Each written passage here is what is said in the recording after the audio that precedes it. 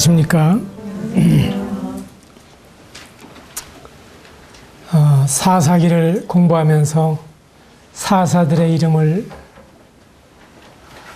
기억을 못 하시면은 많이 불편하실 거예요. 그러니까 또 공부하시는 동안에 자연스럽게 기억이 되리라고 보는데,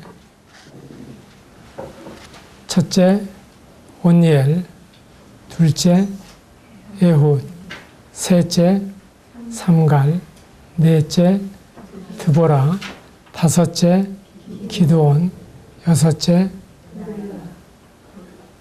돌라, 일곱째 야일, 여덟째 입다, 아홉째 입산, 열째 엘론, 열한째 압돈, 12번째, 그리고 사사기에 나타나지 않은 두 사사, 엘리와 사무엘, 그리고 나서 이제 왕정으로 이어진다 하는 말씀을 드렸습니다.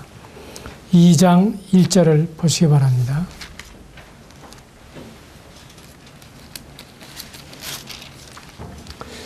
여호와의 사자가 길갈에서부터 보김으로 올라와 말하되, 내가 너희를 애굽에서 올라오게 하여 내가 너희 조상들에게 맹세한 땅으로 들어가게 하였으며, 또 내가 이르기를 내가 너희와 함께한 언약을 영원히 어기지 아니하리니 너희는 이 땅의 주민과 언약을 맺지 말며 그들의 제단들을 헐라 하였거늘 너희가 내 목소리를 듣지 아니하였으니 어찌하여 그리하였느냐.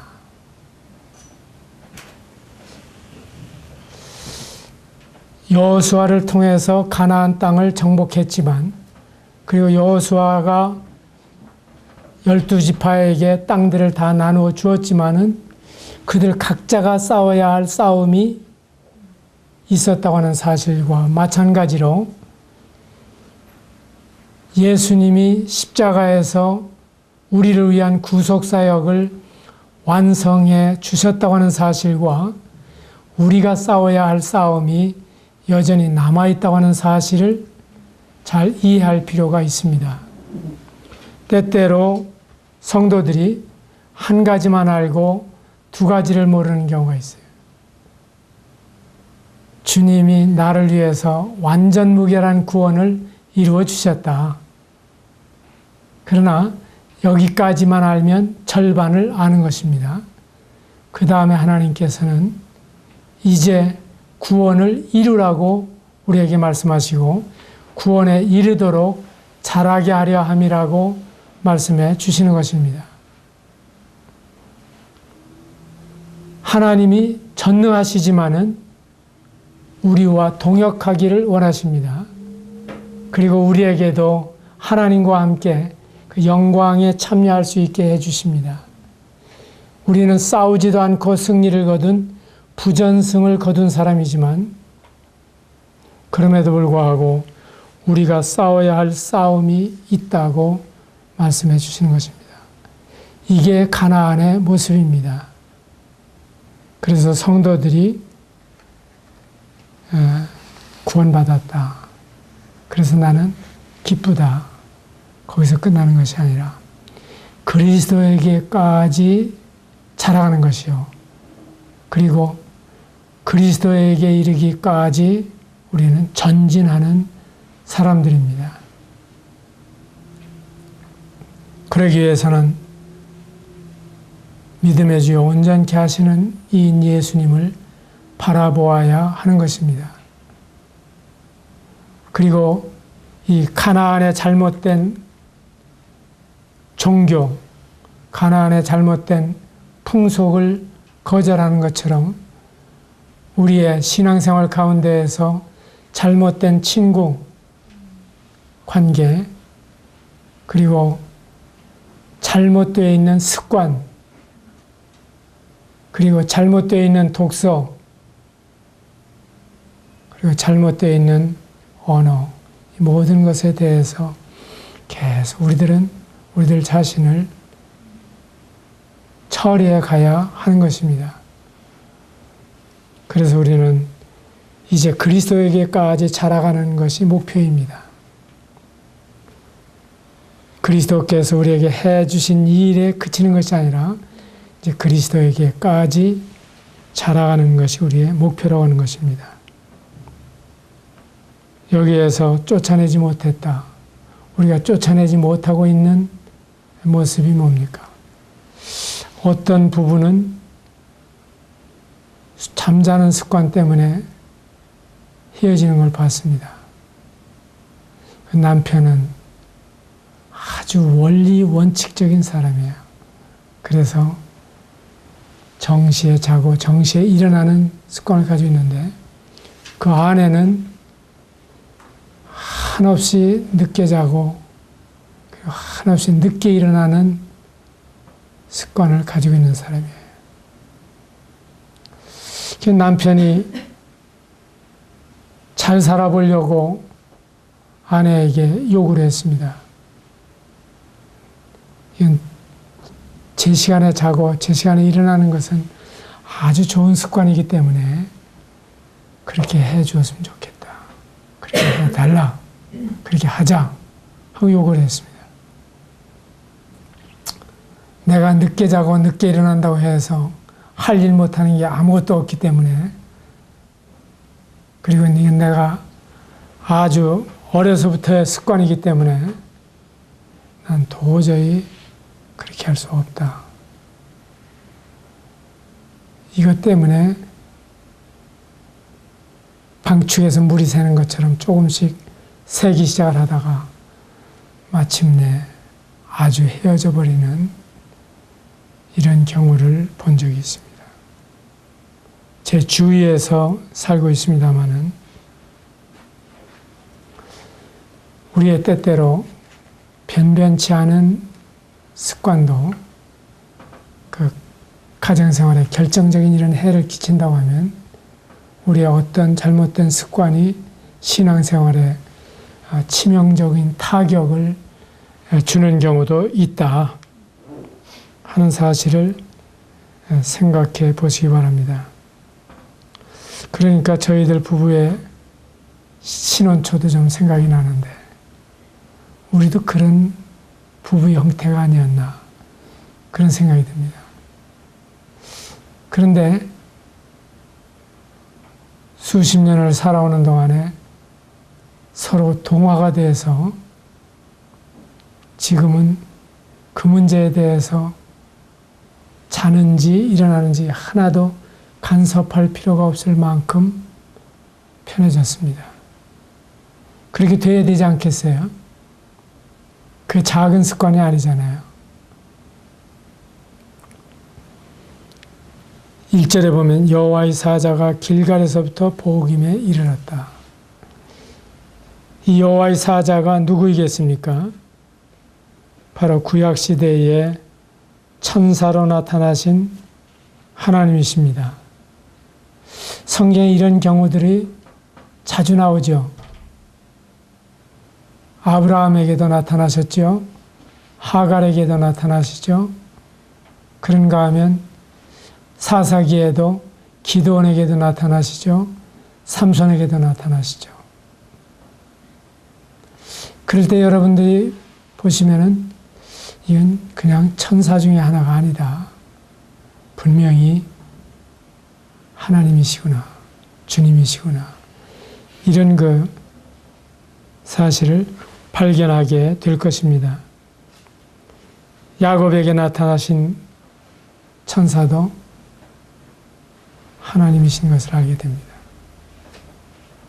원래 앙겔로스라고 하는 이 말은 사자입니다. 심부름꾼, 보내심을 받은 자. 그러면 바로 하나님의 명령을 받고 하나님의 뜻을 행하러 오신 분을 말씀해 주시고 있는 것인데 때로는 예수님이 육신을 입고 오시기 전에도 그런 모습으로 나타나셨다 하는 것입니다. 말라기서에 보게 되면 언약의 사자가 임하실 것이라 그때도 천사란 말이 사용이 되고 있고 이런 경우입니다. 그래서 이제 그들을 책망하셨습니다. 그들이 울었죠. 그들이 왜 울었을까요? 회개의 눈물이었을까요? 회개보다는 그들이 미래에 일어날 불길한 일에 대해서 지금 슬퍼하는 것으로 보입니다. 왜냐하면 그 후에 달라진 것이 하나도 없는 걸 봐서 우리가 아이들을 때때로 징계합니다. 그럴 때 이런 현상을 볼 수가 있어요.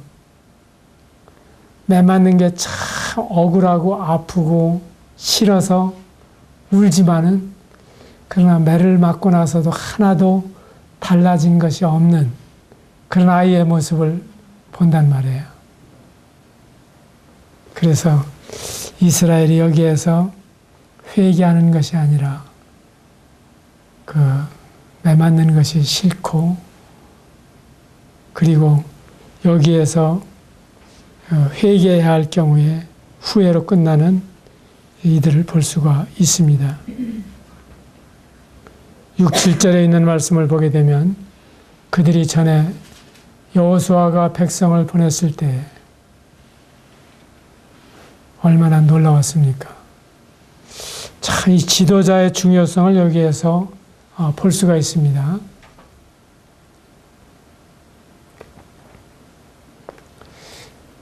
여러분이 가장이라면 가장으로서 가족의 행복과 불행의 열쇠를 가지고 있다. 또 한 교회의 인도자라면 인도자로서 그 교회의 번영과 또한 불행의 책임을 지고 있는 사람입니다. 국가의 지도자라면 국가의 지도자로서 이와 같은 책임을 통감할 뿐만 아니라 지도자는 인격적이어야 할 뿐만 아니라 안목을 가지고 있어야 하는 사람입니다.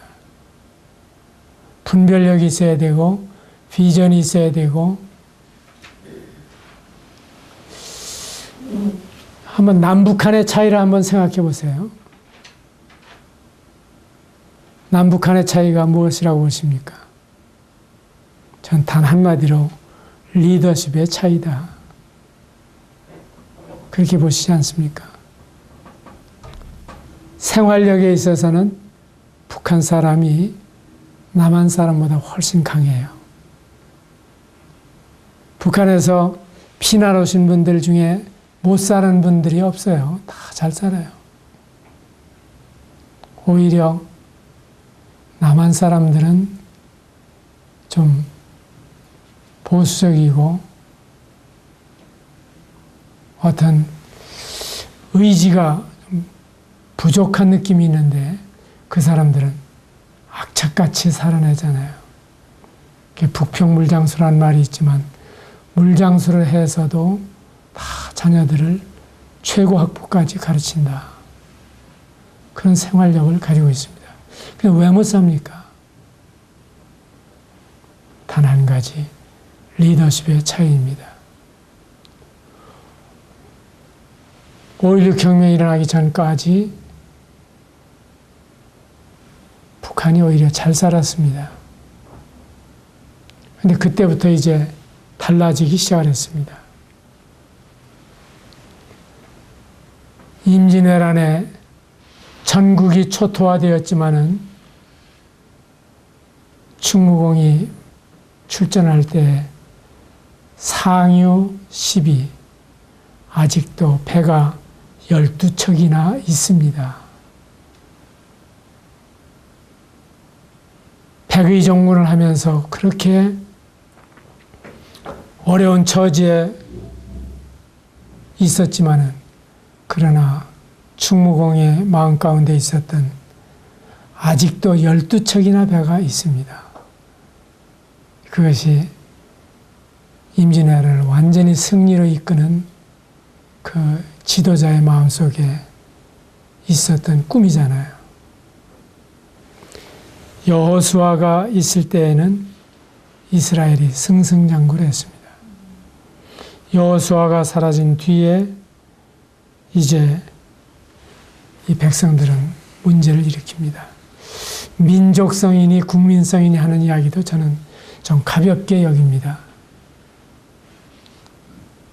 일본이 우리를 다스릴 때에는 우리 스스로 얼마나 우리를 무시하고 비하했는지 몰라요.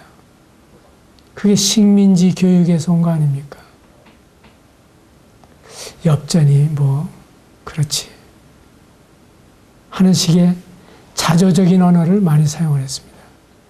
그런데 우리가 살게 되니까 그런 이야기가 쑥 들어갔잖아요.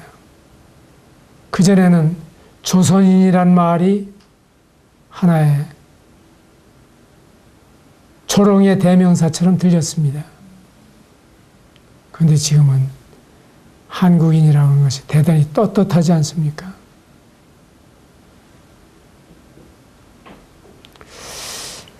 우리 인도자들을 위해서 특별히 기도하시고 그리고 그들에게 백성을 사랑하며 회중을 사랑하며 가족을 사랑하며 그리고 참 그들의 안녕과 특별히 영적인 행복을 위해서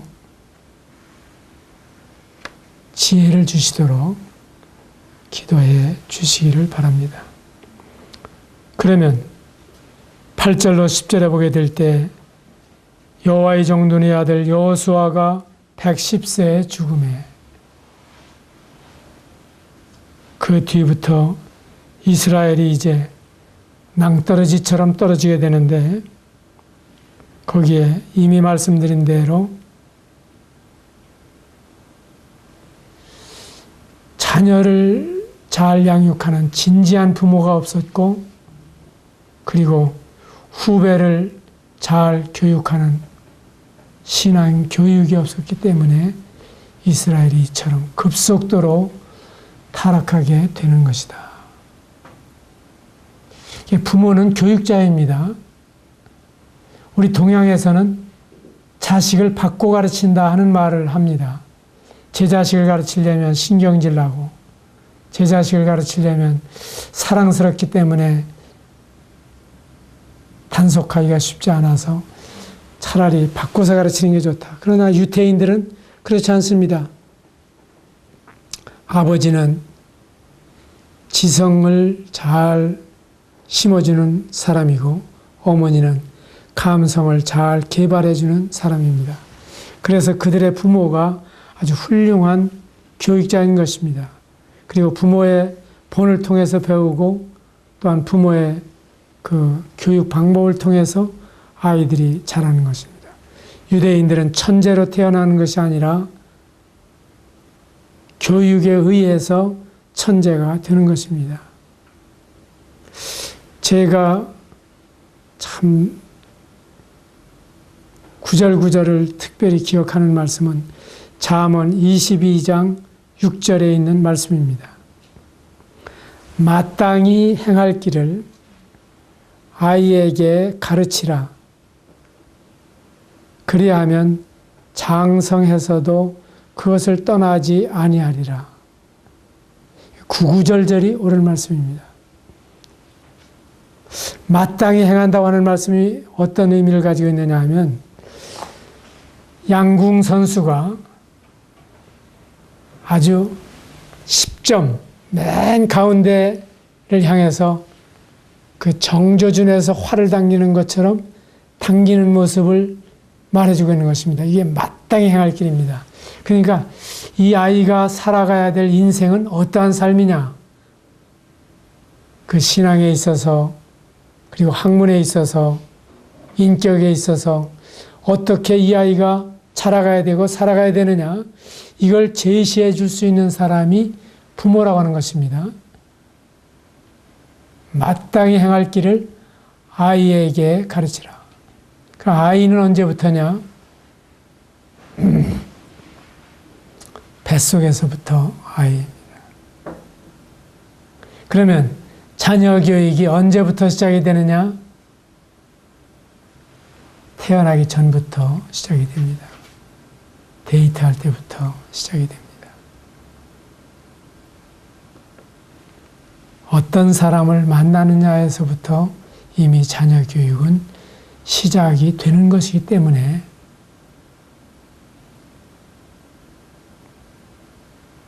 아이에게 이제 가르치기 시작을 합니다. 우리나라에는 아주 태교가 고대로부터 상당히 관심을 가졌던 부분입니다. 그 사주당 이씨라고 여러분 들어본 적이 있는지 몰라요. 조선시대 여인들 가운데 참 천재적인 여인이었는데 그 여성이 그렇게 괄시를 받던 시대에도 그 탁월하게 기량을 발휘했습니다.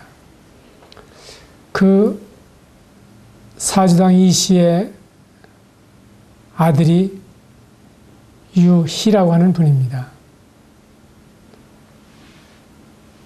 영정조 때 사신 분인데 세종대왕 이래로 한글 연구에 가장 뚜렷한 업적을 남긴 분입니다. 근데 그 교육을 어머니가 해냈습니다. 그 아버지는 현감으로 고을살이를 하면서 자녀 교육에 등한할 수밖에 없었고 11살 때 그 아버지가 돌아가셨습니다. 그런데 4살 때부터 이 어머니는 이 아이에게 글을 가르치기 시작을 해서 그의 천재성을 발견하고 계속해서 문학과 그리고 철학을 당시 유학이죠. 성리학이죠. 가르쳐서 아주 반듯한 자녀로 키웠습니다. 대개 유희 선생을 아는 분들은 많이 있지만 그 배후에 사주당 이씨가 있다고 하는 사실을 잘 모릅니다. 근데 그분이 쓴 태교 신기라고 하는 책이 있습니다. 그 책에서 자녀 교육의 그 시발점을 말해주고 있는데 자녀 교육은 뱃속에 생명이 있을 때부터가 아니라 이미 부부가 잠자리를 같이 해서 하나의 생명이 맺어지기 시작할 때부터 태교는 시작이 된다. 어떠한 자세로 부부가 함께하느냐. 이런 이야기를 썼습니다. 그 시대에 말이죠. 그래서 우리의 부모는 교육자여야 합니다. 그 다음에 하나님의 교회는 특별히 교육 만능이라고 하는 확신을 가지고 모든 기회를 교육에 사용해야 하는 것입니다. 그래서 마태복음 28장 마지막 절에서는 모든 족속으로 제자를 삼아 모든 것을 가르쳐 지키게 하라. 이렇게 말씀해 주시는 것입니다. 그것을 The Great Commitment라고 이야기하죠. 가장 위대한 우리에게 부탁하신, 위임하신 사항이라고 말하는 것입니다. 그래서 여호수아가 죽은 다음에 실패한 것은 바로 이 교육에 실패하면서 모든 것이 실패했다. 오늘날 한국의 이 번영의 뒷길에는 이 교육의 위력이 있습니다. 우리의 부모님들이 전력을 다해서 자녀들을 가르쳐야 되겠다는 생각을 가지고 있었습니다. 우리나라의 이 교육열은 정말 대단한, 세계적으로 봐도 뛰어난 부모들에 의해서 자녀들을 가르치려고 하는 욕심을 가지고 있습니다. 저는 이것이 고등교육을 받은 사람이 많고 문제가 많다고 이야기하는 것보다는 오히려 어떠한 일을 하게 되든지 간에 이 배우는 사람을 당해낼 수 없다고 하는 사실을 말씀을 드리고, 여러분들은 반드시 학력이 아니라 할지라도 꾸준히 책을 읽으면서 여러분들의 상식과 교양과 또한 여러분들이 스스로 더 깊이 알고자 하는 그러한 분야들에 대해서, 특별히 하나님의 말씀을 이해하는 일에 이 모든 여러분들의 지성을 잘 활용할 수 있게 되기를 바랍니다. 마땅히 행할 길을 아이에게 가르치라. 이 가르치라고 하는 말씀이 참 원어상으로 놀라운 말씀입니다. 훈련하라. 훈련 가지고도 부족합니다. 성전을 지을 때에 건축 설계에 의해서 하나하나 벽돌을 쌓아가고 돌멩이를 얹어나가는 과정을 말해주는 것이 이 가르친다고 하는 의미입니다. 그래서 이 가르친다는 말이 다른 곳에서는 낙성식을 행하다 하는 낱말로 번역이 되고 있습니다. 다시 말해서 부모님 마음 가운데 자녀 교육에 대한 그림이 그려져 있어야 된다고 하는 것입니다. 그냥 공부 열심히 해라.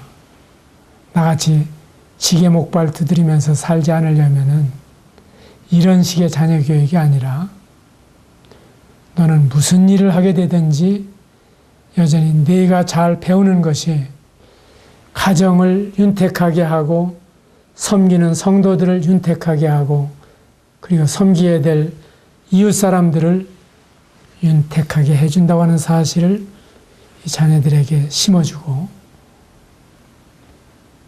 그리고 꾸준히 개발해 나가도록 돕는 것입니다.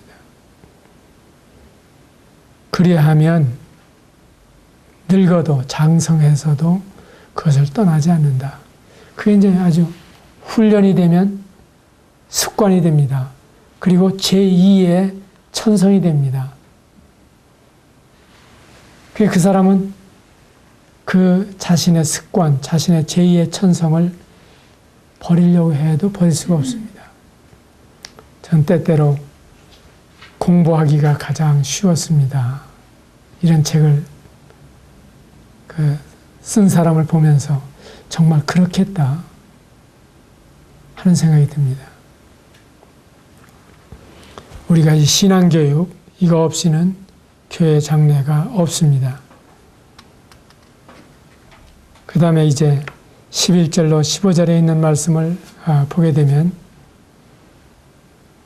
이스라엘 자손이 여호와의 목전에 악을 행했다. 우리가 이 여호와의 목전에 또는 여호와의 보시기에 이런 말들을 성경에서 볼 수 있는데, 하나님이 보실 때 악은 무엇인가? 하나님이 보실 때 선하다고 보시는 게 뭘까?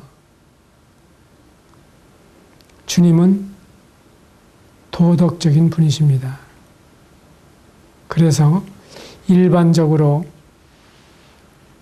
도덕과 윤리에 속한 이 모든 원리들을 우리가 잘 준행하기를 원하십니다.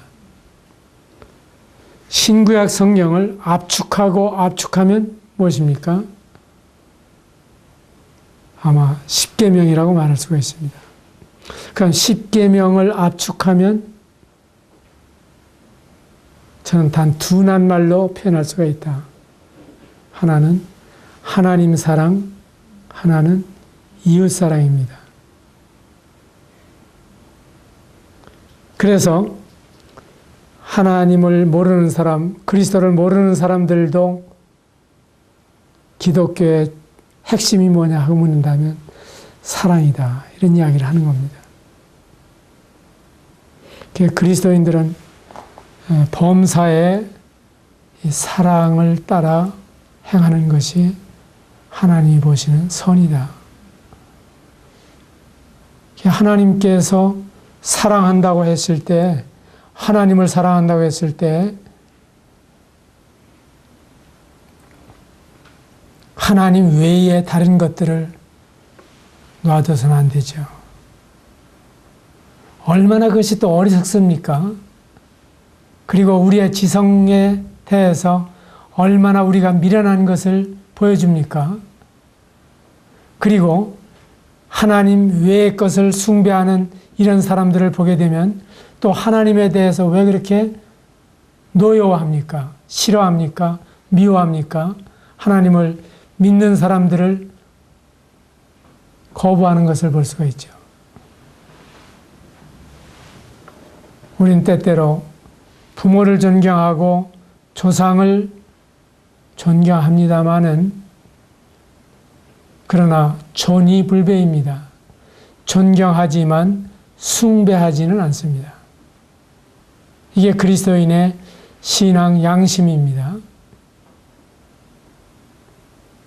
숭배할 만한 가치까지는 없어요. 제가 어머니를 누구보다도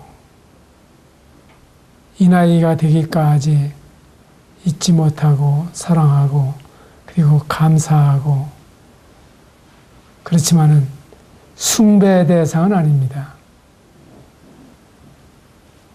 모든 인생은 죽음으로 끝납니다. 그러나 영원하시고 전능하신 분이 그 경배를 받으시고 숭배를 받으셔야 마땅한 것입니다. 그래서 금, 은, 동철, 목석으로 만든 우상에게 너는 나의 하나님이니 나에게 복을 달라고 비는 이와 같은 사실은 얼마나 무지한 일이며 또 하나님이 싫어하시는 일입니까? 이것이 여호와의 목전에 악을 행했다. 그리고 그렇게 살아가는 사람들은 그 복 받으려고 하는 동기가 이기적이기 때문에 심지어는 다른 사람이 망하고 내가 흥하기를 바라는 소원을 가지고 있습니다. 이러한 점에서 진정한 이웃사랑이 불가능해지는 것입니다. 대개 미신이나 샤머니즘의 다른 점이 그런 것입니다. 잘 되게 해 주십시오. 그러나 진정으로 잘 되는 것은 바르게 사는 것이 잘 되는 것이다. 만일에 그것이 아니라면은 옛날에 정의를 위해서 죽은 사람이나 나라를 위해서 죽었던 사람들은 다 잘못 죽은 거 아닙니까? 그러나 진정으로 잘 사는 길은 올바르게 사는 것입니다. 제가 주님을 간 믿고 나서 모임에 선배에게 그런 질문을 했습니다. 여기서 선을 행하라고 하는 말씀은 전도하라는 말씀이죠. 그런 질문을 한 적이 있는데 그때 그 선배님은 그런 대답을 해주셨어요. 모든 선한 일을 말하는 것입니다. 아주 티끌 같은 작은 일이라 할지라도 그 사람을 사랑하고 그 사람을 위해서 그 사람 잘 되라고 하는 모든 일이 선한 일인 것입니다. 저는 서양의 친절을 보게 될 때 그들이 본어게인 크리스찬이 아니라 하더라도 그들 속에는 바로 이러한 선에 대한 기초가 들어있다. 그리고 그것이 습관화되어 있다는 사실을 봅니다. 우리는 예수님을 믿고 주 안에서 살아가면서도 그런 풍토가 아니었기 때문에 그런 문화가 아니었기 때문에 우리는 애써야 선한 일을 할 수 있는 그런 것을 보게 됩니다. 그래서 여호와의 목전에 악을 행했다. 이것이 그들의 문제였는데 그들이 하나님의 말씀을 이처럼 어기고 그리고 악인에게는 평강이 없다고 말씀하신 대로 평강을 그들은 찾지 못하고 오히려 하나님의 징계 아래 놓이게 되는 것을 볼 수가 있습니다. 2장 전장을 통해서 우리가 보게 되는 것은 참 지도자의 역할이 중요하다. 둘째로 신앙 교육이 참 중요하다. 그리고 하나님의 말씀을 깨닫는 대로 순종하는 것이 참 중요하다. 이 세 가지 중요한 사실들을 보게 되는 것입니다. 이러한 점에서 떠나게 되면 우리는 망할 수밖에 없습니다. 한국에 1000만의 기독교인이 있다고 하는 이야기를 듣습니다. 그러나 이 1000만이 정말 너희는 세상의 빛이라, 너희는 세상의 소금이라, 그렇다면 이렇게 부패할 수가 있겠어요? 그리고 우리는 정말 잘해보겠다고 하는 선량들을 우리 평생 동안에 뽑아왔습니다. 그런데 잘하겠다고 한 사람이 막상 그 지위에 오르게 되면 다 도둑놈으로 변신을 합니다. 왜 그렇습니까? 이 마땅히 행할 길을 아이에게 가르치라. 이 진정한 신앙교육이 되어 있지 않은 풍토에서는 그 지위에 있을 때 그 지위를 이용하고 그리고 그들이 가지고 있는 그 총명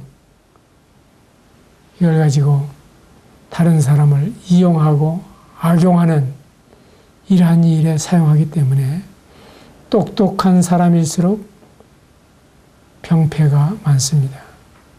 그러나 성경으로 교육을 받는다고 하는 것은 교훈과 책망과 바르게 함과 의로 교육하기에 유익하니 이는 하나님의 사람으로 온전케 하며 모든 선한 일을 행하기에 온전하게 해주시기 때문에 그 지위에 고하나 상관없이 자신의 직무를 모든 사람이 기뻐하는 모습으로 잘 수행해 나가게 되는 것입니다. 비록 거듭나지 않은 사람이라 할지라도 기독교 정신 그리고 성경이 말씀하고 있는 이 삶의 원리를 실천하는 가정, 교회, 사회, 국가 이라는 곳에는 참 놀라운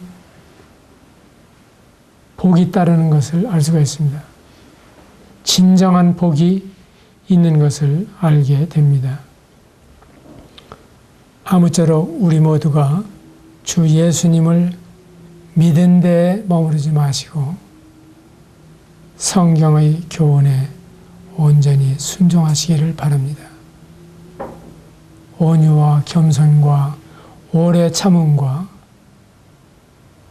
그리고 악은 모양이라도 버리라고 말씀하시고 그리스도인들부터 이러한 정화가 되어나가지 않는다고 하면 이 사회의 부패가 바로잡힐 수가 없습니다.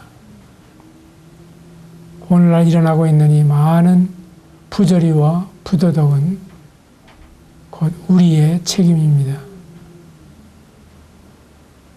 세상이 계속 악해져 간다고 할지라도 오히려 밤하늘에 빛나는 별과 같이 이 악한 시대에 이 어두운 때에 참 저 사람은 작은 빛이지만 우리에게 빛을 던져준다고 하는 칭찬을 받을 수 있게 되시고 그리고 그것 때문에 그들에게 어떠한 거룩한 삶에 대한 도전과 희망을 줄 수 있는 그러한 생애가 되시기를 바랍니다. 성경의 교훈에 온전히 순종하시고 세상 풍조에 흔들리지 마시고 작은 악을 가볍게 여기지 마시고 오직 성경대로 믿으시고 우직하게 성경대로 실천해 가시는 여러분들 되시기를 바랍니다. 감사합니다.